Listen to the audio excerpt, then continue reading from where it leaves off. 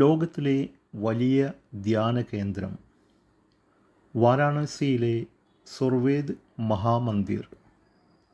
India തദ്ദേശീയമായി വികസിപ്പിച്ച വ്യോമ കവച മിസൈൽ സംവിധാനം സമർ. വാധ്വൻ തുറമുഖ പദ്ധതി നിലവിൽ വരുന്ന സംസ്ഥാനം മഹാരാഷ്ട്ര.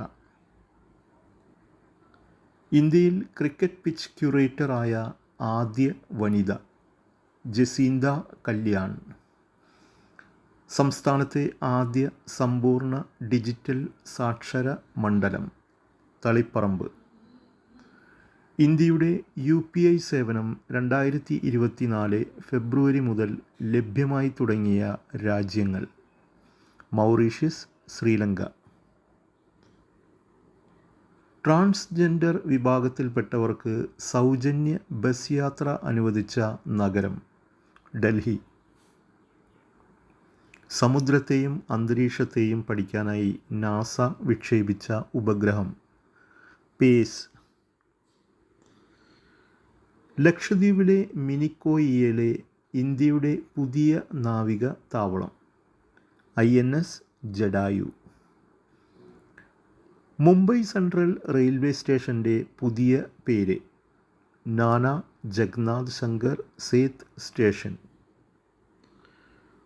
ഫ്രാൻസിസ് മാർപ്പാപ്പയുടെ ആത്മകഥയുടെ പേര് life, my story through history. സംസ്ഥാനത്തെ ആദ്യ സമ്പൂർണ്ണ ഡിജിറ്റൽ മണ്ഡലം തളിപ്പറമ്പ് നിയോജക മണ്ഡലം. രാഷ്ട്രപതി രാജ്യസഭയിലേക്ക് നാമനിർദ്ദേശം ചെയ്ത എഴുത്തുകാരി സുധാമൂർത്തി. ഇൻഫോസിസ് ഫൗണ്ടേഷൻ മുൻ അധ്യക്ഷയും സാമൂഹിക പ്രവർത്തകയും എഴുത്തുകാരിയും ആണ്.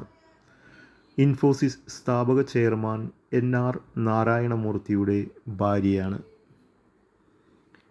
ഇന്ത്യയിൽ ജില്ലാ പഞ്ചായത്ത് തലത്തിൽ കാർബൺ ന്യൂട്രൽ റിപ്പോർട്ട് പുറത്തുവിട്ട ആദ്യ ജില്ല വയനാട്.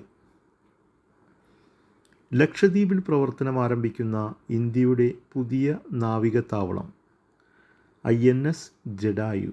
മിനിക്കോയിലാണ് ഇത് പ്രവർത്തിക്കുക.